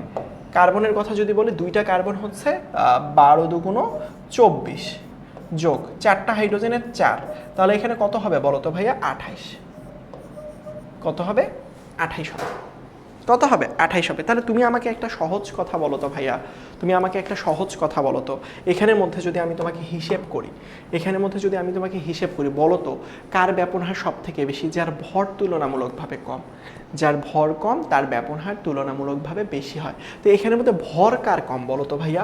ভর এখানে দেখো সব থেকে কম হচ্ছে 28। এই যে ভর কম হচ্ছে ডি নাম্বারটা। কি হবে বলো তো ভাইয়া? ভর কম কার হবে বলো তো ভাইয়া? ভর কম হচ্ছে ডি নাম্বারটা। কি হবে? ডি নাম্বারটা। বোঝাতে পেরেছি নিশ্চয়ই? ঠিক আছে। তারপরে দেখো কোনটার ব্যাপন হার অধিক। এখানে একটা দুইটা কার্বন আছে, বোঝা যাচ্ছে না? দুইটা কার্বন। এখন তুমি এখানে হিসেব করো তো, দেখো চট্টগ্রাম বোর্ড 2022 সালে আসছে, ভরগুলো বের করতে পারবে না? দুইটা হাইড্রোজেনের ভর 2 গ্রাম, হিসেব করে দেখো কার্বন ডাই অক্সাইডের ভর 44 গ্রাম, অ্যামোনিয়ার ভর 17 গ্রাম, এটার ভর 64। ভাই আপনার কি মুখস্থ? উত্তর হচ্ছে না। আমি আসলে এগুলো মানে করতে করতে এমন অভ্যস্ত হয়ে গেছি, দেখার সাথে সাথে আমি জানি সালফারের 32, একটা অক্সিজেনের 16, দুইটার 32, তাহলে 32 32 64, একটা নাইট্রোজেনের 14, তিনটা হাইড্রোজেনের আসলে হয় কত? 14 আর 3 17। সো এইভাবে মুখস্থ হয়ে গেছে। সো এখানে ভর কোনটার কম বলো তো ভাইয়া? এই যে এটার। তাহলে এটার ব্যাপন হার অধিক হবে বলছে। বুঝছো কিন্তু প্রশ্ন বলছে ব্যাপন হার অধিক কোনটার। বোঝাতে পেরেছি? তারপরে দেখো এবার বলছে ব্যাপন হার কম। আচ্ছা বলো তো ভাইয়া, ভর যদি কম হয় ব্যাপন হার বেশি হয়, তাহলে ব্যাপন হার কার কম বলো তো? যার ভর আসলে কি হবে বলো ভাইয়া? ব্যাপন হার কার কম বলো তো? ব্যাপন হার কার কম? যার ভর বেশি। আসলে যার ভর বেশি হবে তার ব্যাপন হার কম হয়। এখন এখানের মধ্যে ভরগুলো বের করো দেখি। মিথেনের কথা যদি আমি বলি, আসলে মিথেন কার্বনের ভর কত বলো তো? একটা কার্বনের ভর হচ্ছে 12, 4টার ভর হচ্ছে 4, অর্থাৎ এখানের মধ্যে কত হবে বলো তো? 16 গ্রাম। কত গ্রাম? 16 গ্রাম। তাহলে অ্যামোনিয়ার ক্ষেত্রে যদি আমি বলি, দেখো নাইট্রোজেনের ক্ষেত্রে কত হয় বলো তো ভাইয়া? নাইট্রোজেনের ক্ষেত্রে হয় হচ্ছে গিয়ে 14, এবং তিনটা হাইড্রোজেনের ভর 13, সরি 3, এটা হচ্ছে 17 গ্রাম। এটা কত হবে? দুইটা হাইড্রোজেনের ভর 2, একটা সালফারের ভর হচ্ছে 32, তাহলে কত হবে? 32 আর 2 34 গ্রাম। এখানের মধ্যে কত হবে বলো তো ভাইয়া? এখানের মধ্যে একটা হাইড্রোজেনের ভর 1, একটা ক্লোরিনের ভর 35.5, তাহলে এখানে কত হবে বলো তো ভাইয়া? 36.5। তাহলে এখানে উত্তর কি হবে বলো? এখানে উত্তর কি হবে? এখানে উত্তর কি হবে বলো? বলো দেখি, বলো বলো বলো বলো বলো এখানে উত্তর কি হবে বলো? এখানে বলছে ব্যাপন হার তুলনামূলকভাবে কি হবে বলো তো? কম হবে। কার ব্যাপন হার তুলনামূলকভাবে কম বলো? এখানের মধ্যে ভর যার আসলে কি হবে বলো তো ভাইয়া? বেশি। তাহলে এখানে ভর সব থেকে বেশি হাইড্রোক্লোরিক অ্যাসিড, তাহলে এটার উত্তর হচ্ছে এইটা। সো এইভাবে জাস্ট হিসেব করবা, ভরগুলো বের করবা, হিসেব করবা, দুনিয়ার সব কিছু সহজ হয়ে যাবে। এরকম অসংখ্য প্রশ্ন আছে। যেমন দেখো ময়মনসিংহ বোর্ডে শর্ট প্রশ্ন আকারে আসে খ নাম্বার প্রশ্নে। সো তোমাদের শর্ট প্রশ্নে কিন্তু এগুলো প্রশ্ন, এখন যেহেতু আগে কিন্তু শর্ট প্রশ্ন ছিল না, আগে খ নাম্বার প্রশ্ন ছিল, তোমাদের সময় কিন্তু শর্ট প্রশ্ন আসে। দেখো এখানের মধ্যে দেখো বলেছে কি, এখানের মধ্যে বলেছে দুইটা খুব সহজ প্রশ্ন। হাইড্রোজেন সালফাইড যার ভর একটু আগে 34 বের করেছি, এটার ভর 64 বের করেছি। দেখো এই দুইটির মধ্যে কার ব্যাপন হার সর্বাধিক, কি বলেছে বলো তো, কোনটির ব্যাপন হার সর্বাধিক এবং কেন, কি বলেছে, কোনটির ব্যাপন হার সর্বাধিক এবং কেন। আসলে তাহলে তুমি যদি এইটার ব্যাপন হার বের করতে চাও, দেখো ভালো করে খেয়াল করো, এইটার ব্যাপন হার এটা যদি বের করো তাহলে এটার ভর হচ্ছে 34 গ্রাম। বের করে দেখো সবগুলো হিসেব করে, এটার ভর হচ্ছে গিয়ে তোমার 64 গ্রাম। কারণ কার ব্যাপন হার বেশি বলো তো ভাইয়া, অবশ্যই এর ব্যাপন হার বেশি, কারণ ভর যার কম তার ব্যাপন হার বেশি। এখানে ব্যাপন হারের সংজ্ঞাটা প্রথমে লিখবা, যে কঠিন তরল বা গ্যাসীয় মাধ্যমে স্বতঃস্ফূর্তভাবে কোনো পদার্থে ছড়িয়ে পড়ার প্রক্রিয়া বা প্রসেসকে ব্যাপন বলে। এখন বলবা তারই ব্যাপন হার বেশি হয়, তারই ব্যাপন বেশি হয় যার ভর তুলনামূলকভাবে কম হয়। তার পরবর্তীতে বলবা হাইড্রোজেন সালফাইডের ভর বের করবা আলাদা আলাদা করে, 34 বের হবে। সালফার ডাইঅক্সাইডের ভর আলাদা করে বের করবা, এটা 64 বের হবে। তার পরবর্তীতে বলবা যেহেতু আমরা জানি যার ভর কম তার ব্যাপন হার বেশি, এখানে ভর কম হাইড্রোজেন সালফাইডে, তাই এটার ব্যাপন হার বেশি। বুঝতে পারছো? এই যে দেখো ঠিক এইভাবে, এই যে দেখো দেখছো, এই যে তোমরা যদি চাও এটা স্ক্রিনশটও নিতে পারো, বাট আমাদের পেইড ব্যাচের স্টুডেন্টদের জন্য কিন্তু এটা একদম সব কিছু স্লাইড থেকে শুরু করে সব কিছুই পেয়ে যায়। তারপর সেইমভাবে এই যে দেখো এই যৌগের মধ্যে কোনটার ব্যাপন হার বেশি, কি বলেছে বলো তো, কোনটার কার্বন মনোঅক্সাইড, এই যে দেখো কোনটার ব্যাপন হার বেশি। বুঝাতে পারছি? এগুলো একটু মনে রাখবে। এই যে দেখো, এই যে দেখো খুব সুন্দর করে এক্সপ্লেন, প্রথমে কার কম কার বেশি লিখবা, তারপরে এই যে দেখো আলাদা করে এই দুইটার মান বের করে দিবা। বুঝতে পারছি? যেহেতু কমে গেছে বেশি হয়েছে এগুলো একটু লিখবা। ব্যাপন বলতে কি বুঝায়, এটা দিনাজপুর বোর্ড 2015 সালে এসেছিল, এটাও কিন্তু ইম্পর্টেন্ট। ব্যাপন কাকে বলে, ব্যাপন বলতে কি বুঝায়, সব কিছু আসলে পরীক্ষার জন্য গুরুত্বপূর্ণ, সিকিউতেও আসছে। চলো আমরা এখন যেই কাজটা করব, হোপফুলি তোমরা ব্যাপন হার বুঝতে পেরেছ। এখন আমি যেই কাজটা করব ভাইয়া, দুইটি ভিন্ন গ্যাসের ব্যাপন নিয়ে আলোচনা করব। চিন্তা করো তোমার কাছে একটা এরকম পাত্র আছে, বা এরকম একটা পাইপেলা একটা জিনিস আছে, কিছু একটা আছে ভাইয়া। সো এটার মুখটা চিন্তা করলাম এরকম,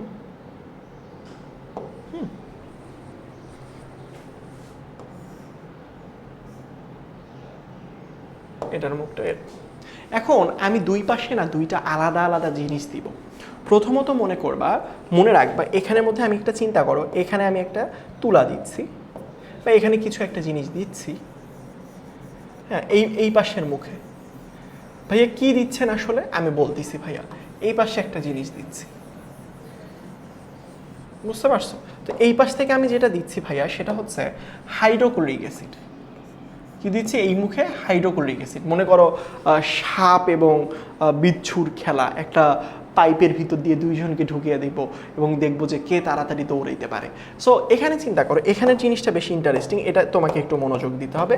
এখানের মধ্যে আমরা যেটা জিনিস দিব, ধরো এখানের মধ্যে তুলা দিয়ে কিছু একটা জিনিস দিব, তুলা দিয়ে যেই জিনিসটা দিব সেটা হচ্ছে অ্যামোনিয়াম হাইড্রোক্সাইড দিব। কি দিব ভাইয়া? Ammonium hydroxide. বুঝাতে পেরেছি? কি দিব? Ammonium hydroxide. এই যে NH4OH, অ্যামোনিয়াম হাইড্রোক্সাইড। এটা একটা ভিজা তুলাতে, মানে এটা একটা ভিজা তুলা দিয়ে দেবে, এক পাশে হাইড্রোক্লোরিক অ্যাসিড দিব, একটা ভিজা তুলা থেকে মানে অ্যামোনিয়াম হাইড্রোক্সাইড তো একটা দ্রবণ। মনে রাখবা অ্যামোনিয়াম হাইড্রোক্সাইড কি, এটা ক্ষার। এটা ক্ষার কি, এটা পড়বা পরবর্তীতে, এটা একটা দ্রবণ ভাইয়া। এটা কি? দ্রবণ। তো এটাকে যদি তুমি তুলা দিয়ে তুলো তাহলে তুমি একটা এখান থেকে গ্যাস তৈরি হয়। দেখো না বিভিন্ন সময় ধরো হচ্ছে ওষুধের মুখ খুলে দিলে একটা গ্যাস বের হয়, ধোয়া ধোয়া টাইপের। সেম একইভাবে এইটা দ্রবণ থেকে একটা গ্যাস বের হয়, সেই গ্যাসটার নাম হচ্ছে এই যে দেখো অ্যামোনিয়া। মনে রাখবা এই NH3 আসছে, এই যে দেখো কই থেকে আসছে ভাইয়া, এটা সবসময় মনে রাখবে, এই যে অ্যামোনিয়াম হাইড্রোক্সাইড দ্রবণ থেকে আসছে। কি আসছে? অ্যামোনিয়া আসছে, অ্যামোনিয়াম হাইড্রোক্সাইড দ্রবণ থেকে আসছে। কেমন? এই যে দেখো এখানের মধ্যে কি আছে, নাইট্রোজেন একটা, হাইড্রোজেন 4টা, বাট এখানে হাইড্রোজেন হচ্ছে 3টা। বোঝাতে পারছি? সো এই জায়গাটা থেকে আসলে এই জিনিসটা তৈরি হয়েছে অ্যামোনিয়া। সো আমি যখন এই দ্রবণটা দিব, হাইড্রোক্লোরিক অ্যাসিড কিন্তু নিচে একটা গ্যাস ভাইয়া, গ্যাস কিন্তু এই হাইড্রোক্লোরিক অ্যাসিড কিন্তু এই পাশে যাওয়া শুরু করবে। বুঝছো আমার কথা? হাইড্রোক্লোরিক অ্যাসিড এই পাশে যাওয়া শুরু করবে, আর এই পাশে তাহলে কি অ্যামোনিয়াম হাইড্রোক্সাইড যাওয়া শুরু করবে? উত্তর হচ্ছে না ভাইয়া, ওই পাশ থেকে আসলে অ্যামোনিয়াম হাইড্রোক্সাইড থেকে গ্যাস যেটা নির্গত হয় সেটা আসা শুরু করবে। তাহলে এখান থেকে কোন গ্যাস নির্গত হয়েছে? অ্যামোনিয়াম হাইড্রোক্সাইড থেকে অ্যামোনিয়া গ্যাস নির্গত হয়, তাহলে এখান থেকে অ্যামোনিয়া যাবে। এখন প্রশ্ন হচ্ছে কে বেশি দূরে যাবে অথবা কে কম দূরে যাবে, এইটা হচ্ছে মুখ্য প্রশ্ন। কি বলেছি? কে বেশি দূরে যাবে, কে বেশি কম দূরে যাবে, এটা হচ্ছে আমাদের মুখ্য প্রশ্ন ভাইয়া। কে বেশি দূরে যাবে? দেখো দুইটার ভর বের করো, কার ব্যাপন হার বেশি? হাইড্রোক্লোরিক অ্যাসিডের ব্যাপন হার বেশি নাকি অ্যামোনিয়ার ব্যাপন হার বেশি? দেখো ভালো করে খেয়াল করো, দুইটার যদি তুমি ভর বের করো, হাইড্রোজেনের ভর 1, ওইটার ভর হচ্ছে 35.5, তাহলে টোটাল ভর হচ্ছে কত? 36.5 গ্রাম। আর এখানে যদি আমি হিসাব করি, একটা নাইট্রোজেনের ভর 14, তিনটা হাইড্রোজেনের ভর 3, তাহলে কত গ্রাম বলো তো ভাইয়া? 17 গ্রাম। বুঝাইতে পারছি? বুঝাইতে পারছি? তাহলে কি হবে বলো তো? 35.5 আর একটা হচ্ছে কত গ্রাম? 17 গ্রাম। এখন মজার বিষয়টা ভালো করে খেয়াল করো। এখন দেখো, এই যে ধরো এটা হচ্ছে হাইড্রোক্লোরিক অ্যাসিড, বুঝাইতে পারছি? এটা কি? এটা হচ্ছে আমাদের হাইড্রোক্লোরিক অ্যাসিড, আর এই পাশ থেকে হচ্ছে অ্যামোনিয়া। এখন কার ব্যাপন হার বেশি, কে বেশি ছড়াইতে পারবে তুমি বলো তো ভাইয়া? এখানের মধ্যে ভর কম অ্যামোনিয়া না, সে কি বেশি দূর আগাতে পারবে না? সে তো বেশি দূর আস্তে আস্তে আগায় আসবে। যতক্ষণে, দেখো ভালো করে খেয়াল করো, যতক্ষণে এখান থেকে এতটুক পথে চলে আসবে, ততক্ষণে দেখো এত বড় পথ অতিক্রম। এইটা আমরা না জাস্টিফাই করি যে ভাই কত দূর পথ আসলে, বাট আমরা দেখতে পারলাম যে এইটা আসলে অল্প একটু গেছে।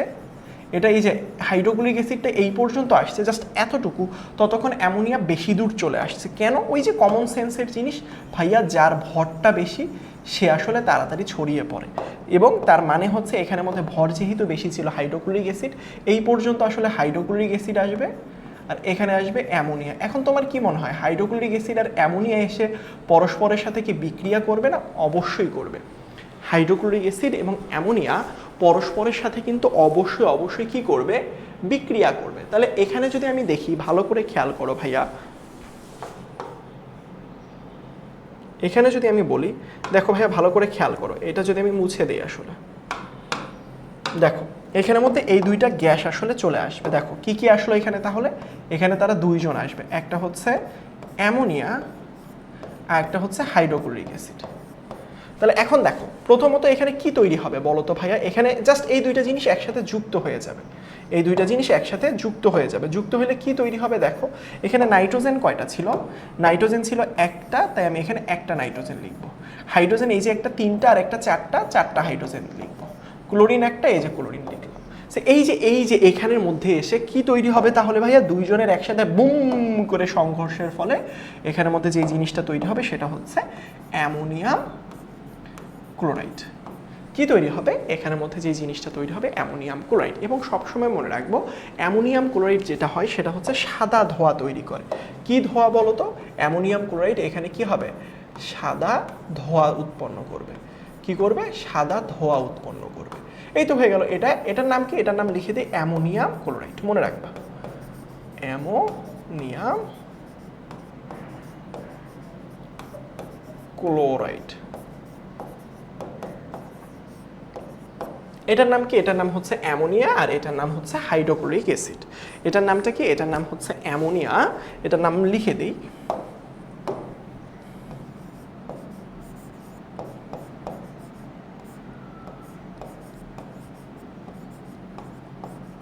আর একটা কি?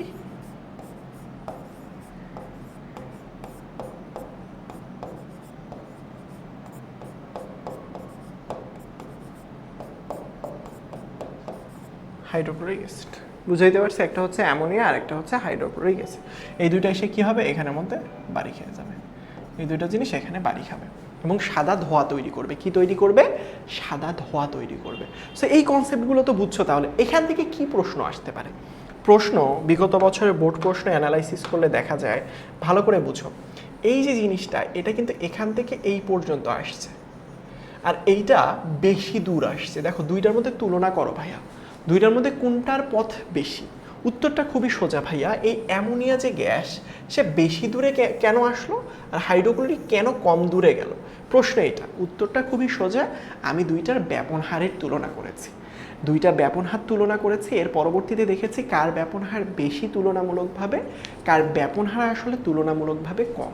তাহলে এখানে ব্যাপন হার বেশি কার বলো তো ভাইয়া? এখানে ব্যাপন হার অ্যামোনিয়ার বেশি, বুঝাইতে পারছি? আর এখানে ব্যাপন হার হাইড্রোক্লোরিক অ্যাসিডের কম।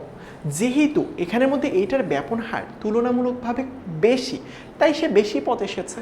আর এটার ব্যাপন হার যেহেতু তুলনামূলকভাবে কম, তাই এটা কম পথ গিয়েছে। সহজ না বলো তো ভাইয়া? জিনিসটা কিন্তু সহজে যদি তুমি চিন্তা করো তাহলে জিনিসটা আসলেই সহজ। বোঝাতে পেরেছি নিশ্চয়ই? সো এইভাবে কিন্তু পরীক্ষার মধ্যে প্রশ্ন আসবে, কে বেশি।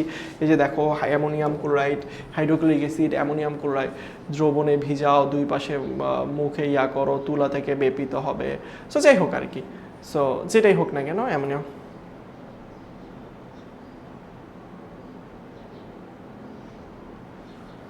ঠিক আছে, হোপফুলি তোমরা বুঝতে পারছো। এখন আসো, একটা বোর্ডে প্রশ্ন এসেছিল এরকম, দেখো তো এই বোর্ডের প্রশ্নটা এরকম টাইপের একটা প্রশ্ন, চিন্তা করো। এখন এরকম একটা প্রশ্ন দিয়েছে, দেওয়ার পরবর্তীতে জিজ্ঞেস করেছে এটা 40 সেন্টিমিটার, এটা 60 সেন্টিমিটার। একটা বলছে অ্যামোনিয়াম ক্লোরাইড দিয়ে ভিজানো তুলা, বুঝাতে পারছি? অ্যামোনিয়াম ক্লোরাইড দিয়ে ভিজানো তোলা, আর একটা হচ্ছে হাইড্রোক্লোরিক অ্যাসিড দিয়ে ভিজানো তোলা। দেখো ভালো করে খেয়াল করো, একটা হচ্ছে হাইড্রোক্লোরিক অ্যাসিড আছে তোমার কাছে, আর একটা হচ্ছে অ্যামোনিয়াম ক্লোরাইড। সো এক জায়গা থেকে কি যাবে বলো তো ভাইয়া? অ্যামোনিয়াম ক্লোরাইডের ভিজানো তোলা হয় না, অ্যামোনিয়াম ক্লোরাইডের না। এরকম একটা প্রশ্ন দিয়েছে, তোরা এরকম একটা পাত্র দিয়ে দিয়েছে, দেওয়ার পরবর্তীতে তোমাকে জিজ্ঞেস করেছে ভাইয়া দেখো খুবই সহজ একটা জিনিস, এখানে একটা মুখ, এখানে একটা মুখ, রাইট? মুখ দেওয়ার পরবর্তীতে কি জিজ্ঞেস করছে? বলছে 40 সেন্টিমিটার আর একটা হচ্ছে 60 সেন্টিমিটার। এখানের মধ্যে বলছে ভাইয়া তুমি এখানের মধ্যে যে জিনিসটা রেখেছো সেটা হচ্ছে হাইড্রোক্লোরিক অ্যাসিড, আর এখানের মধ্যে যে জিনিসটা রেখেছো সেটা হচ্ছে অ্যামোনিয়াম হাইড্রোক্সাইড। হ্যাঁ, কি রেখেছো? Ammonium hydroxide. এখন ওরা বলছে যে ভাইয়া এখানের মধ্যে এই যে তুলা দুইটা রাখছো, একটা জায়গায় সাদা ধোঁয়া তৈরি হয়েছে, এই যে দেখো এরকম একটা জায়গায় সাদা ধোঁয়া তৈরি হয়েছে। তো সাদা ধোঁয়াটা যে তৈরি হয়েছে, সেই সাদা ধোঁয়াটার এখান থেকে ডিস্টেন্স আসলে 40 সেন্টিমিটার। কতটুকু? 40 সেন্টিমিটার। আবার এখান থেকে দূরত্ব হচ্ছে 60 সেন্টিমিটার। তার মানে মনে হচ্ছে ডিস্টেন্সটা বেশি, মানে সে আসলে এখান থেকে যে গ্যাসটা তৈরি হয়েছে সে বেশি ডিস্টেন্স অবলম্বন করছে বা পথটা অতিক্রম করছে। এখানে দেখো এ প্রান্তে সাদা ধোঁয়ার কাছাকাছি, এই যে দেখো এখানের মধ্যে দেখো এ ধোঁয়াটা কেন আসলে এখান থেকে কাছাকাছি উৎপন্ন হইলো, বুঝছো? মানে এখন এখানে সিম্পল হিসাব ভাইয়া, আমার এখান থেকে হাইড্রোক্লোরিক অ্যাসিড যাত্রা শুরু করছে, এপাশ থেকে অ্যামোনিয়া যাত্রা শুরু করছে। প্রশ্নটা হচ্ছে কেন ভাইয়া হাইড্রোক্লোরিক অ্যাসিডটার কাছাকাছি ধোঁয়াটা তৈরি হইলো? এই যে ধোঁয়াটা দেখতে পারতেছো তুমি, এই যে এখানে তুমি ধোঁয়াটাও দেখতে পারতেছো, এই যে ধোঁয়াটা তুমি দেখতে পারতেছো ভাইয়া, এই ধোঁয়াটা কেন আসলে হাইড্রোক্লোরিক অ্যাসিডের কাছাকাছি উৎপন্ন হইলো? উত্তরটা খুবই সোজা, হাইড্রোক্লোরিক অ্যাসিড বেশি দূর যেতে পারে নাই তো, হাইড্রোক্লোরিক অ্যাসিড অল্প একটু গেছে, আর এটা তার তুলনায় একটু বেশি গেছে। যার কারণে কেন বেশি গেছে? কারণ আমি দুইটার ব্যাপন হার যদি দেখি, অ্যামোনিয়া এবং হাইড্রোক্লোরিক অ্যাসিড, এই দুইটার মধ্যে যদি আমি ব্যাপন হারের তুলনা করি, কোনটার ব্যাপন হার বেশি বলো তো? অ্যামোনিয়া বেশি দূর এসেছে, যার কারণে আমি বলতে পারি এখানে অ্যামোনিয়ার ব্যাপন হার তুলনামূলকভাবে বেশি। হাইড্রোক্লোরিক অ্যাসিড একটু কম দূরে এসেছে, তার কারণে হাইড্রোক্লোরিক অ্যাসিডের ব্যাপন হার কম। তার মানে হাইড্রোক্লোরিক অ্যাসিডের কাছাকাছি কেন হয়েছে সাদা ধোঁয়া? এবং এখানের মধ্যে তুমি জানো অ্যামোনিয়া এবং হাইড্রোক্লোরিক অ্যাসিড মিলে, একটু আগে বলছিলাম, এখানে যেই জিনিসটা তৈরি করে সেটা হচ্ছে অ্যামোনিয়াম ক্লোরাইড। কি করে বলো তো? Ammonium chloride. কি তৈরি করে এখানে? Ammonium chloride. সো এইটাই আসলে উত্তর। তো তোমাকে প্রথমে যেটা করতে হবে, যৌক্তিক কারণ ব্যাপন হার দিয়ে তোমাকে তুলনা করতে হবে, জাস্ট এতটুকু। এখানে কোনো ম্যাথ হিসেব করতে হবে না। 40 সেন্টিমিটার দিছে ভাই, এখানে কি জ্যামিতিক ক্যালকুলেশন করব নাকি অন্য কিছু ক্যালকুলেশন করব? উত্তরটা খুবই সহজ, কোনো কিছুরই ক্যালকুলেশন করতে হবে না, তুমি র্যান্ডমলি আসলে হিসেব নিকাশ করবা। ব্যাপনের খুব কাছাকাছি আরেকটা জিনিস আছে যেটা আমি একটু জাস্ট হালকা কনসেপ্ট দিতে চাই, সেটা হচ্ছে নিঃসরণ। দেখো ব্যাপন মানেও ছড়িয়ে পড়া, নিঃসরণ মানেও কিন্তু ছড়িয়ে পড়া। বুঝতে পেরেছো আমার কথা? দেখো এখানের মধ্যে তোমাদের পরীক্ষায় আরেকটা টার্ম আছে ব্যাপনের পাশাপাশি, সেটা হচ্ছে নিঃসরণ। এই যে দেখো নিঃসরণ, ইফিউশন, এটা হচ্ছে ডিফিউশন আর একটা হচ্ছে ইফিউশন। এখন দেখো ভালো করে বুঝো, ব্যাপন এবং নিঃসরণ দুইটা টার্মই আসলে অলমোস্ট সেম, যমজ ভাইয়ের মতো। হ্যাঁ, দেখতে একই রকম কিন্তু দুইজনের আচার ব্যবহার দুই রকম। কীরকম টাইপের ভাইয়া? সো এইটা যদি আমি তোমাকে একটু বলি ভালো করে বুঝো, সেটা হচ্ছে ব্যাপন মানে চারদিকে ছড়িয়ে পড়া, বাট নিঃসরণ মানে যেটা সেটা হচ্ছে নিঃসরণ মানেও ছড়িয়ে পড়া, কিন্তু নিঃসরণ হবার জন্য যেই গ্যাসটা আছে সেটা আগে উচ্চ চাপে থাকতে হবে। উচ্চ চাপের কোনো স্থান থেকে কিছু যখন ছড়িয়ে পড়ে, কেমন ভাইয়া, ধরো একটা গাড়ির টায়ার হিসেব করতে পারো। গাড়ির টায়ারে কি হয়, তুমি যদি একটু ফুটা করে দাও টায়ারটা কিন্তু ফুটা দিয়ে অনেক বাতাস খুব তাড়াতাড়ি আসলে বেরিয়ে যায়।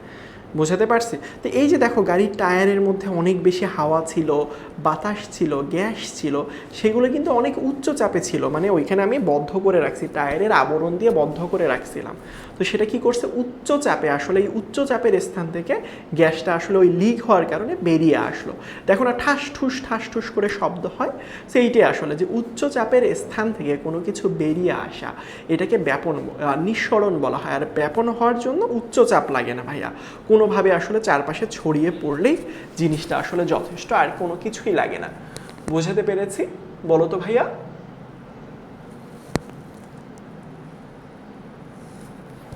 হোপফুলি বুঝতে পেরেছো। প্রথমে দেখো, এই যে দেখো ভালো করে খেয়াল করো, এই যে ব্যাপনের কথা যদি আমি তোমাকে বলি, ব্যাপন মানে কি, অণুরা উচ্চ ঘনত্ব থেকে নিম্ন ঘনত্বের স্থানে চারদিকে ছড়িয়ে যায়। তাহলে উচ্চ ঘনত্ব থেকে নিম্ন ঘনত্বের দিকে ছড়িয়ে যাওয়া মানে হচ্ছে ব্যাপন।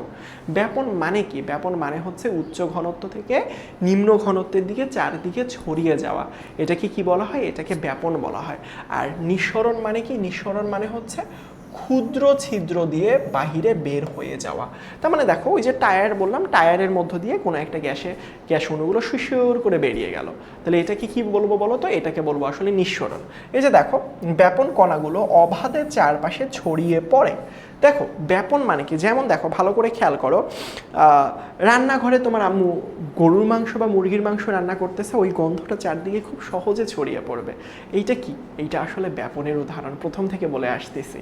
আর নিঃসরণ কি, কণাগুলো দেয়ালের একটি ক্ষুদ্র রন্ধ্র হয়ে বেরিয়ে আসে। দেয়ালের ক্ষুদ্র রন্ধ্র মানে কি ভাইয়া, ওই যে বললাম ধরো একটা টায়ারের মধ্যে দিয়ে একটুখানি ফুটা হয়েছে, সেখান থেকে আসলে গ্যাস বেরিয়ে আসতেছে, সেটাকে নিঃসরণ বলবো। যেমন আমি এটাকেও আসলে নিঃসরণ বলতে পারি, কারণ হচ্ছে এখানে ক্ষুদ্র ছিদ্রপথ আছে, এখানে অনেক বেশি আসলে প্রেসারে বায়ু আছে, সো এইটা আসলে এক ধরনের নিঃসরণ বলা যেতে পারে। বোঝাতে পারছি নিশ্চয়ই? এখন আরেকটা জিনিস মনে রাখতে হবে, সেটা হচ্ছে যে দেখো স্বাভাবিক প্রতিবন্ধক ছাড়া স্বাভাবিকভাবে ঘটে। প্রতিবন্ধক মানে কি, প্রতিবন্ধক মানে স্বাভাবিকভাবে আমি তোমার আম্মু গরুর মাংস রান্না করবে, সেই গন্ধটা যাতে তোমার নাক পর্যন্ত না আসে, তরকারিটা দিলাম ঢেকে, তাহলে ঢেকে দেওয়ার পরে কি সেই গন্ধটা তোমাদের নাক পর্যন্ত আসবে? উত্তর হচ্ছে না। তার মানে এটা প্রতিবন্ধকতা, এটা ছাড়া আসলে মানে কোনো সময় ব্যাপন আটকে না। যেমন চা যদি তুমি খাও, চায়ের গরম হাওয়াটা চারদিকে ছড়িয়ে পড়ে না, সেটাও এক ধরনের ব্যাপন আসলে। তারপরে দেখো নিঃসরণ হচ্ছে একটি খুব সূক্ষ্ম ছিদ্র প্রয়োজন। খুব সূক্ষ্ম ছিদ্র প্রয়োজন মানে কি, ওই যে বারবার একই কথা বলতেছি, কোনো একটা সূক্ষ্ম ছিদ্র পথ দিয়ে, হ্যাঁ, উচ্চ ঘনত্ব থেকে নিম্ন ঘনত্বের দিকে ছড়িয়ে পড়া, উচ্চ চাপ থেকে। বাট এখানে নিঃসরণের ক্ষেত্রে একটা জিনিস মাস্ট, উচ্চ চাপ থাকতে হবে, তার পরবর্তীতে উচ্চ চাপ থেকে আস্তে আস্তে নিম্ন চাপের দিকে আসবে। কেমন বুঝাইতে পারছি? এই যে দেখো হাইড্রোজেনের সূক্ষ্ম থাকলে বেরিয়ে আসে, যে দেখো ব্যাপনের গতি নির্ভর করে কণার ভর এবং তাপমাত্রার উপর। তার মানে কি, ভর যত কম হয় ব্যাপন তত বেশি হয়। এটা বলছি না এর আগে, যত বেশি আসলে তোমার কম তুলনামূলকভাবে ভর হবে, তার ব্যাপন হার তুলনামূলকভাবে তত বেশি হবে। তারপর দেখো ব্যাপন এবং নিঃসরণের গতি গ্রাহামের সূত্র দ্বারা প্রকাশ করা হয়। এটা আসলে এইচএসসিতে শিখবে, এটা এখন দরকার নেই আসলে।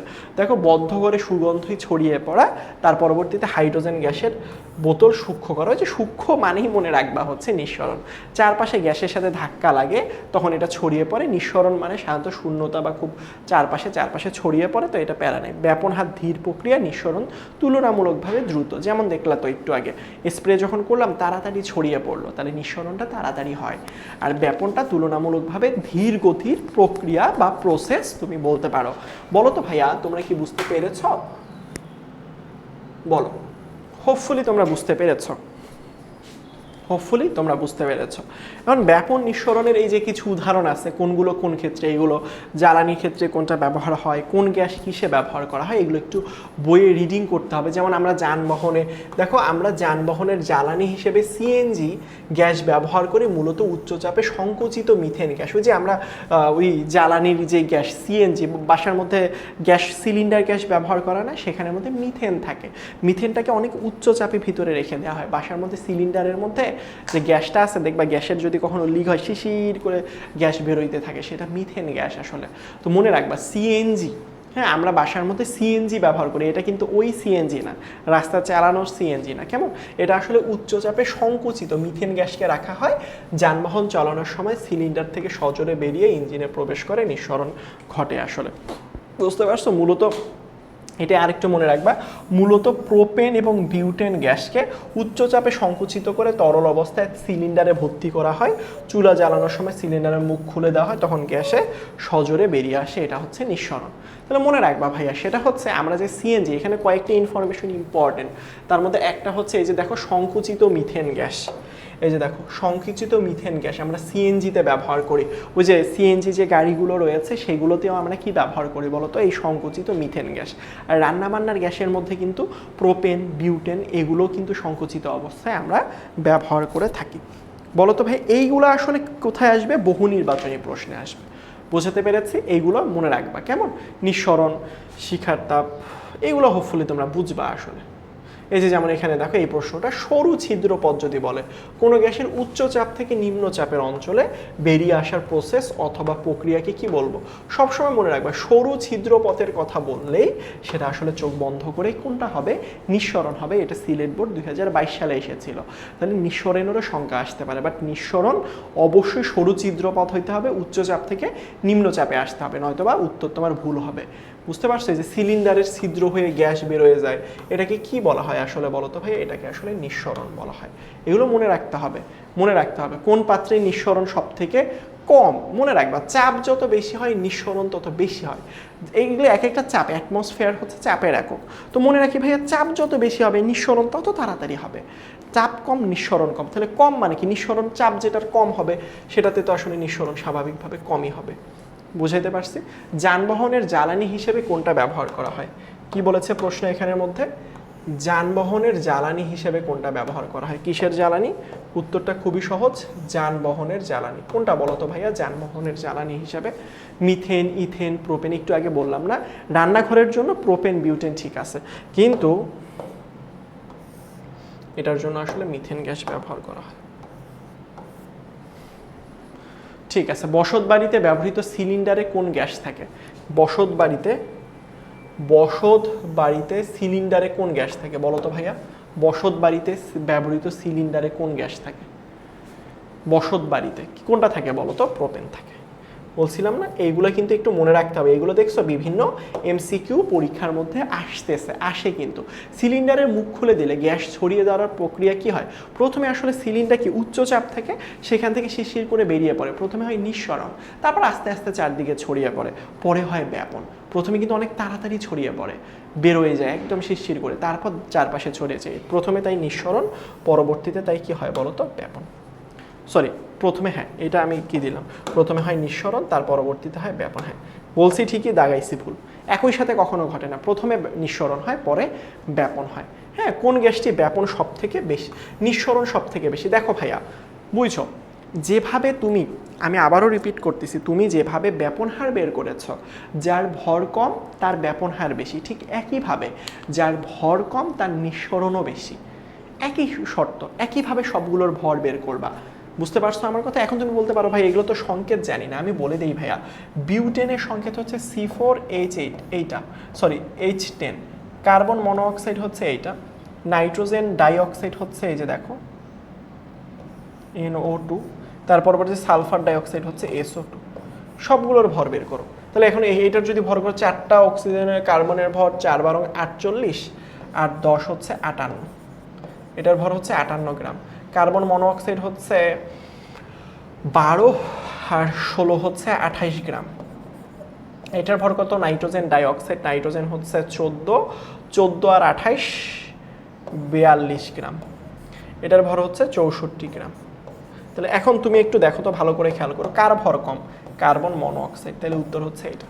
সো ব্যাপন মানে ব্যাপন হার যেভাবে বের করতে হয়, নিঃসরণ হার একইভাবে বের করতে হয়। ভর যত কম, নিঃসরণ হার তত বেশি। সরু ছিদ্রপথে উচ্চ চাপ থেকে নিম্ন চাপে কোনো কিছু বেরিয়ে আসার প্রসেস বা প্রক্রিয়াকে কি বলা হয়? বলো তো ভাইয়া, তুমি বলো তো এটা উত্তরটা কি হবে? তুমি একটু মনে মনে অন্তত বলো। আমি তোমাকে সরে গিয়ে জায়গা করে দিলাম বলার জন্য, যে অন্তত বলো যে ভাইয়া এটার উত্তরটা কি হতে পারে। অবশ্যই কি হবে বলো তো ভাইয়া? অবশ্যই এটার উত্তর হচ্ছে নিঃসরণ। বোঝাতে পেরেছি নিশ্চয়ই? এইগুলো তোমরা পারবা। এই যে দেখো, একটু আগে আমি দেখাইছি, এই যে দেখো কার্বন ডাই অক্সাইড, মিথেন কোনটার ব্যাপন হার বেশি, এগুলো ক্লাসে অলরেডি শিখিয়ে দিয়েছি।